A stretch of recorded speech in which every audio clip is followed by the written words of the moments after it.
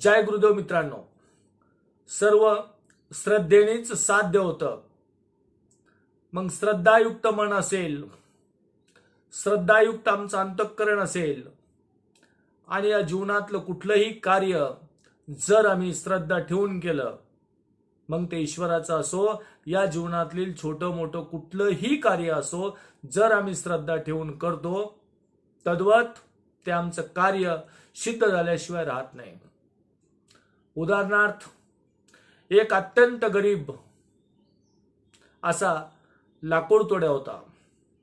तो रोज ज्या गावात राहत होता त्या गावपासल्या जंगलामध्ये जायचा, त्या अभयारण्यामध्ये जायचा आणि त्या जंगलातून डोक्यावर येईल एवढ्या वजनाचे लाकडं तोडून त्याची मुळी बांधायचा आणि गावात येऊन त्या मुळीला तो विकायचा. विकल्याच्या नंतर त्या मुळीपासून जे त्याला पैसे मिळायचे, या पैशात तो आपली उपजीविका भागवायचा. असं सातत्याने त्याचा नित्यक्रम चालू होता. सकाळी उठायचं, जंगलात जायचं, जंगलातून मुळी आणायची, ती मुळी विकायची. मुळी विकल्याच्या नंतर जे खाण्यापिण्याचं सामान असेल ते सामान बाजारातून आणायचं आणि परत दुसऱ्या दिवशी जंगलामध्ये जायचं. असा नित्यक्रम चालू असताना त्या सतग्रस्त लाकूड तोड्याला अभयारण्यामध्ये एका साधूचे दर्शन झाले. लाकूड तोड्याने त्याच्याजवळची कुऱ्हाड बाजूला ठेवली आणि त्या साधू महाराजाचे दर्शन घेतलं. साधू महाराजांनी त्या लाकूड तोड्याच्या तोंडाकडे बघितलं. साधू महाराजांनी त्यांना खूप दया आली. तद्वत साधू महाराजांनी लाकूड तोड्यास सांगितलं की इथपर्यंत तू येतो, लाकूड तोडतो, लाकडाची मुळी डोक्यावर घेतो आणि ती गावात जाऊन विकतो. थोडा पुढे जर गेला, या जंगलामध्ये याहून पुढे जर गेला तर तुला चांगली मिळकत मिळेल. हे साधूचं बोलणं ऐकून लाकूड तोड्या थोडा विचारात पडला. तद्वत त्या ठिकाणाहून तो साधू, तिथनं ते साधू नाहीसे झालेत. लाकूड तोड्या दुसऱ्या दिवशी नित्यनेमाप्रमाणे हातामध्ये कुऱ्हाड, भाजी भाकरी घेऊन त्या अभयारण्यामध्ये गेला. त्या अभयारण्यामध्ये शिरल्याच्या नंतर साधूंनी सांगितल्याप्रमाणे लाकूड तोड्या नेहमीपेक्षा थोडा पुढे गेला. साधू महाराजांनी सांगितलं होतं, इथपर्यंत तू येतो, हे लाकडं तोडतो, त्याची मुळी बांधतो, ती घरापर्यंत नेतो, पण थोडा जर जंगलात तू पुढे गेला तर निश्चित रूपाने तुला काय होईल तर तुझी मिळकत वाढेल. लाकूड तोड्याने त्या साधूवरती श्रद्धा ठेवली आणि श्रद्धा ठेवल्यामुळं त्या दिवशी तो जंगलात थोडा पुढे गेला. थोडा पुढे गेल्याच्या नंतर मित्रांनो, त्या लाकूड तोड्याला चंदनाचं वन लागलं आणि चंदनाचं वन पाहून तो लाकूड तोड्या अति आनंदी झाला. आपल्या डोक्यावर घेवेल तितके चंदनाची लाकडे तोडून मोठी मुळी बांधून बाजारात घेऊन गेला. श्रद्धा युक्त माणसाचं जर मन असेल, लाकूड तोड्याने साधूवर श्रद्धा ठेवली, साधूचं ऐकलं आणि जंगलात थोडा पुढे गेला. त्याला चंदनाचं बन लागलं आणि हे चंदनाचं बन लागल्यानंतर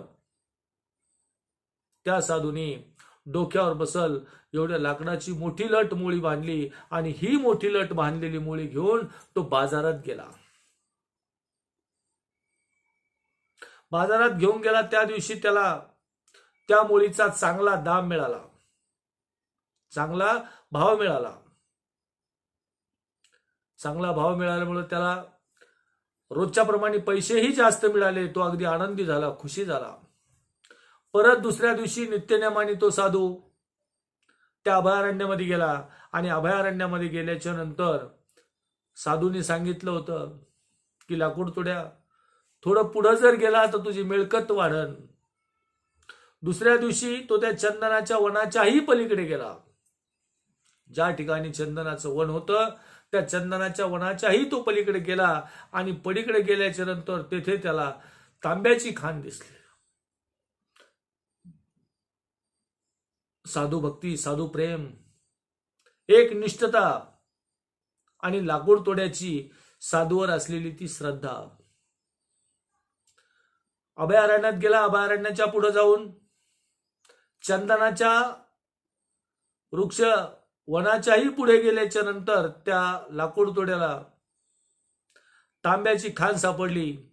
तेव्हा त्याने तिच्यातील तांबे नेता येईल तितके बरोबर घेऊन बाजारात गेला आणि ते विकले. त्याला खूप पैसा मिळाला. तांब्याची खाण लागल्याच्या नंतर झेपेल तेवढं त्या तांब त्या डोक्यावरती घेतलं. ते बाजारात गेला. बाजारात गेल्याच्या नंतर त्याला भरपूर धन प्राप्ती त्या तांब्याच्या खाणीपासून झाली. तदनंतर लाकूड तोड्या अगदी आनंदी आणि खुश होता. तो परत दुसऱ्या दिवशी नित्यनेमाने त्या वनामध्ये शिरला. वनामध्ये शिरल्याच्या नंतर पहिले त्याला साधं जंगल गेलं. मागे सांगितल्याप्रमाणे चंदनाची जंगल लागलं. त्या चंदनाच्याही जंगलाच्या तो पलीकडे गेला. काल जिथं त्याने तांब घेतलं होतं या तांब्याच्याही खाणीच्या तो पलीकडे गेला. कारण साधूनं सांगितलं होतं या जंगलात तू पुढे गेला तर निश्चित रूपाने तुला लाभ होईल. महाराज, साधूवर विश्वास ठेवल्यामुळं तांब्याच्याही खाणीच्या पुढे गेल्याच्या नंतर लाकूड तोड्याला चांदीची खाण लागली आणि लाकूड तोड्या अत्यंत प्रसन्न झाला. मनातल्या मनात तो अगदी आनंदी झाला. आनंदी झाल्याच्या नंतर त्याने त्या चांदीच्या खाणीतून डोक्यावर बसेल एवढी चांदी घेतली आणि ती चांदी घेऊन तो नित्यनेमाप्रमाणे बाजारात गेला. बाजारात त्या चांदीला चांगला दाम मिळाला. ती चांदी विकली. चांदी विकल्याच्या नंतर त्याला भरपूर असा पैसा मिळाला. तो पैसा घेऊन घरी आला. आनंदी आणि खुश होता. एक लाकूड तोड्या ज्याने श्रद्धा ठेवली आणि साधूवर श्रद्धा ठेवली, पहिल्यांदा तो लाकडं विकायचा, नंतर चंदनाची लाकडं विकली, नंतर तांब्याची खाण सापडली, नंतर चांदीची खाण सापडली आणि तो इथे न थांबता साधूंनी सांगितलं होतं की या जंगलात जर तू पुढे गेला तर तुला निश्चित रूपाने मिळकत जास्त होईल. श्रद्धायुक्त मन होतं. ते परत जंगलात गेला. चांदीच्याही खाणीच्या पलीकडे गेला. चांदीच्या खाणीच्या पलीकडे गेल्याच्या नंतर महाराज त्याला सोन्याची खाण लागली आणि सोन्याची खाण डोळ्यांनी पाहिल्याच्या नंतर त्या साधू महाराजांनी सांगितलेल्या शब्दावरती एकदम याची पूर्णतः अशा श्रद्धा होती आणि तो श्रद्धा ठेवून साधूच्या बोलण्यावर विश्वास ठेवून तो त्या जंगलात पुढं जात राहिला. त्या दिवशी त्याला सोन्याची खाण लागली. त्यातलं भलं मोठं डोक्यावरती सोनं घेऊन तो बाजारात आला. महाराज बाजारात आला. त्या बाजारात सोन्याला प्रचंड भाव मिळाला आणि ते पैसे घेऊन तो घरी आला. त्याचे मुलं बाळ बायको आई वडील एकदम आनंदी खुशी झाले की मला भरपूर पैसा मिळाला. 5व्या दिवशी तो परत नित्यनेमाने त्याच जंगलाकडे निघाला.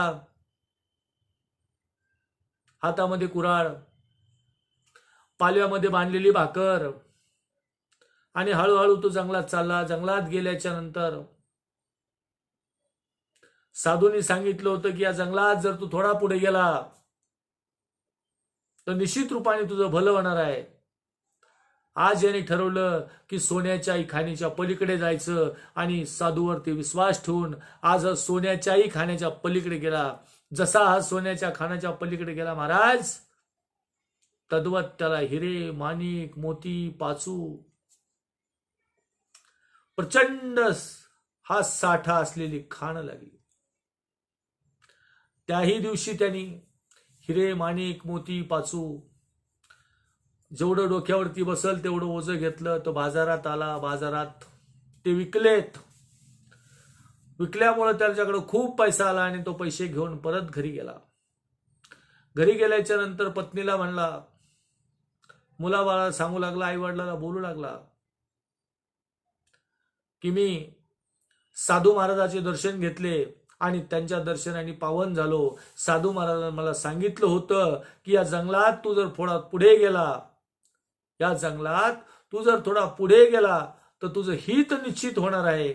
आणि साधूवर विश्वास ठेवून मी जंगलात पुढे पुढे जात राहिलो, पुढे पुढे जात राहिलो. मग लाकडापासून चंदनाचं लाकूड, चंदनाच्या लाकडापासून तांब्याची खाण, तांब्याच्या नंतर चांदीची खाण, चांदीच्या नंतर सोन्याची खाण आणि सोन्याच्या नंतर हिरे, माणिक, मोत्याची खाण लागली. याचा सिद्धांत असा आहे महाराज, श्रद्धा वामन लभ्यते, श्रद्धा वामन लभ्यते. तद्वत ज्यांनी अधिकारी सद्गुरु वचनावर विश्वास ठेवला, ज्यांनी अधिकारी सद्गुरु वचनावर विश्वास ठेवला, त्या सोहम ब्रह्माचे सत्य ज्ञान प्राप्त होऊन त्या ज्ञानाने तो त्यातच पुढे पुढे समाधी सुखापर्यंत पोहोचतो. ज्यावेळेस आम्ही गुरु केला, सद्गुरूही झाला, दंडक मंडलू मंड माझविती बंड घातली गळा, दाढी वाढी, केस वाढे, प्रचंड जटा वाढ्या. ज्ञान प्राप्ती नाही, ज्ञान प्राप्ती वाचून अध्यात्म कळणार नाही. मग ज्ञान म्हणजे काय? ऐक ज्ञानाची लक्षणं. ज्ञान म्हणजे आत्मज्ञान, त्यासी पहावे आपणाशी आपण, त्या नावे ज्ञान, बाकी सर्व अज्ञान असे. गुरुमुखातून आम्हाला सोहम मंत्र मिळाला. या सोहम मंत्राच्या सतत अभ्यासाने आम्ही जर हा सोहम मंत्र लाकूड तोड्यासारखा थोडा पुढं पुढं पुढं पुढं नेत राहिलो, तद्वत आम्हाला सोहम ब्रह्माचे सत्य ज्ञान प्राप्त होईल. आणि सोहम ब्रह्माचे सत्य ज्ञान प्राप्त झाल्याच्या नंतर आमच्या शरीरात असलेली कुंडलिनी चक्र जागी होईल. कुंडलिनी चक्र जागी झाल्याच्या नंतर आम्हाला आत्मज्ञान प्राप्त होईल. आत्मज्ञान प्राप्त झाल्याच्या नंतर आम्हाला जन्म आणि मरणाचा जो हा फेरा आहे, हा फेरा निश्चित रूपाने आमचा चुकणार आहे. आणि हा फेरा चुकावा म्हणून श्रद्धायुक्त मन सद्गुरूवरती ठेवून आणि सद्गुरूने दिलेल्या या मूळ महादेवाच्या मंत्रावर पूर्णतः अशा विश्वास ठेवून आणि श्रद्धा ठेवून आम्ही जर त्याचं चिंतन केलं, त्याचं मनन केलं, तर निश्चित रूपाने आम्हाला याच जन्मामध्ये काय मिळेल? तर मोक्ष मिळेल. या योगे त्यास निरंतर सुखाचे निर्वाण पद स्थिती प्राप्त होईल.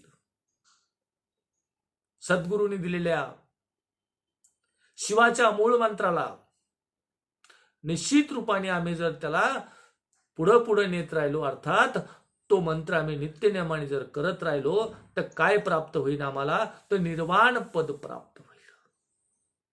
आणि त्याच्याच अद्भुत शक्तीचे विलक्षण सामर्थ्य येऊन त्या सोहम मंत्राचे अद्भुत शक्तीचे विलक्षण सामर्थ्य येऊन तो सोहम ज्योतिर्ब्रह्माचे सत्यज्ञानाच्या वैभवास चढून जन्म मरणाचे दुःख दारिद्र्यातून मुक्त होतो. या जन्म मरणाच्या दुःख दारिद्र्यातून मुक्त व्हायचं असेल, आदिनाथ गुरूंनी सांगितलेला जो मूळ मंत्र आहे, या मूळ मंत्राला जर नित्य पठन केलं तर आमच्या शरीरातील कुंडलिनी शक्ती जागी होती आणि ही कुंडलिनी चक्र जागृत झाल्याच्या नंतर आम्हाला काय प्राप्त होतं, ते ज्ञानाची प्राप्त होती. मग जन्मा मरणाचे दुःखही जाते. दुःख 3 प्रकारचे आहेत मित्र, मानसिक, शारीरिक आणि आर्थिक. मग आर्थिक, मानसिक आणि शारीरिक ह्या तिन्ही दुःखाला जर आपल्या जीवनातून पूर्णपणे संपवायचं असेल, या दुःखाला जर काढून टाकायचं असेल, आदिनाथ गुरुंनी सांगितलेला मूळ मंत्र पठन, जपन, मनन आणि चिंतन. पठन, जपन, मनन आणि चिंतन, पण कवा? श्रद्धायुक्त मन ठेवून, सद्गुरूवरती विश्वास ठेवून.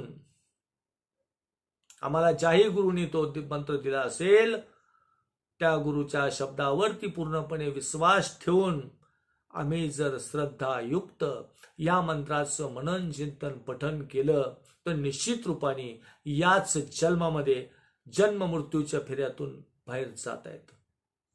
या जीवनात दुःख आहे आणि हे दुःख जर पूर्णताशा घालवायचं असेल तर आदिनाथ गुरुचा जो मूळ मंत्र आहे, हा मूळ मंत्र जर आम्हाला माहित असेल आणि त्याच मूळ मंत्रावर जर आम्ही पूर्ण श्रद्धायुक्त मन लावून जर चिंतन केलं तर निश्चित रूपाने हा जन्म आमचा वायाला जात नाही. म्हणून सर्व श्रद्धेनेच साध्य होते.